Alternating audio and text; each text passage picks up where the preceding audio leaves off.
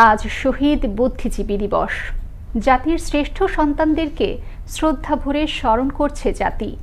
ভোরের আলো ফুটতেই রাজধানীর রায়ের বাজার বধ্যভূমিতে ফুল দিয়ে শ্রদ্ধা জানাতে ঢল নামে সর্বস্তরের মানুষের।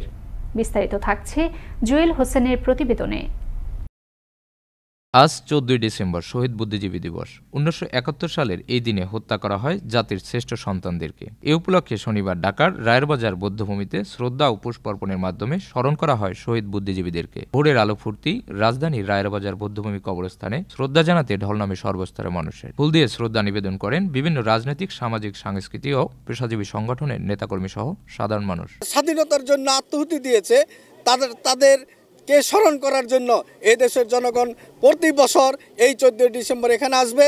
বুদ্ধিজীবীদের, আমাদের তখনকার মানুষের যে আত্মত্যাগ, সেই আত্মত্যাগকে আমাদের পার্শ্ববর্তী দেশ ভারত হাইজ্যাক করেছে।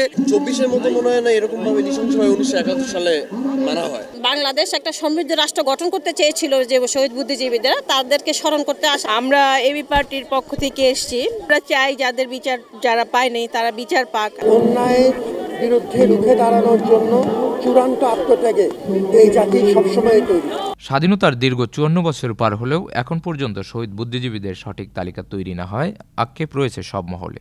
তবে তারা আশা করছেন সঠিক তদন্তের মাধ্যমে সঠিক ইতিহাস তুলে ধরবেন জাতির সামনে। জুয়েল হোসেন, আনন্দ টিভি, ঢাকা।